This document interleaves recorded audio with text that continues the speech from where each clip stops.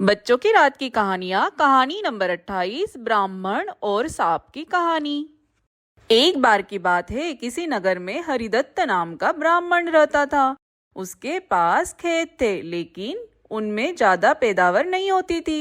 एक दिन हरिदत्त अपने खेत में एक पेड़ के नीचे सोया हुआ था। जैसे ही हरिदत्त की आंख खुली, उसने देखा कि एक सांप अपना फन फैलाए बैठा हुआ है। ब्राह्मण को एहसास हुआ कि यह कोई साधारण सांप नहीं है, बल्कि कोई देवता है। ब्राह्मण ने निर्णय लिया कि वह आज से इस देवता की पूजा करेगा। हरिदत्त उठा और कहीं से जाकर दूध ले आया। उसने मिट्टी के बर्तन में सांप को दूध पिलाया। दूध पिलाते समय हरिदत्त ने सांप से क्षमा मांगते हुए कहा कि हे देव, मैं आज तक आपको साधारण सांप समझता रहा, मुझे माफ कर दीजिए। अपनी कृपा दृष्टि से मुझे बहुत सारा धन धान्य प्रदान करे प्रभु। ऐसा कहकर हरिदत्त अपने घर वापस आ गया। अगले दिन जब वह अपने खेत पहुंचा तो उसने देखा कि जिस बर्तन में उसने सांप को दूध पिलाया था, उसमें एक सोने का सिक्का पड़ा हुआ है।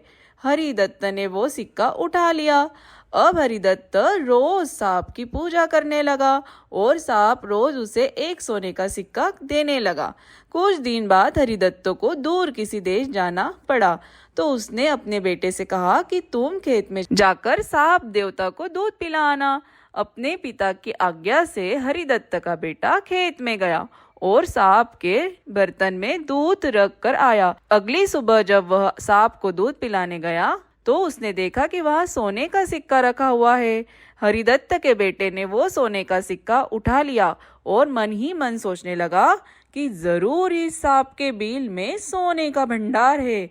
उसने सांप के बिल को खोदने का फैसला किया, लेकिन उसे सांप का बहुत डर था। हरिदत्त के बेटे ने योजना बनाई कि जैसे ही सांप दूध पीने आएगा तो वह उसके सिर पर लाठी से वार करेगा, जिससे सांप मर जाएगा।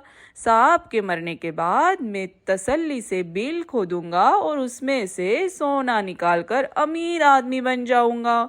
लड़के ने अगले ही दिन ऐसा ही किया, लेकिन जैसे ही उसने सांप के सिर पर लाठी मारी तो वो मरा नहीं, बल्कि गुस्से से भर गया। सांप ने क्रोध में लड़के के पैर पे अपने विष भरे दांतों से काटा और लड़के को उसी समय मौत आ गई।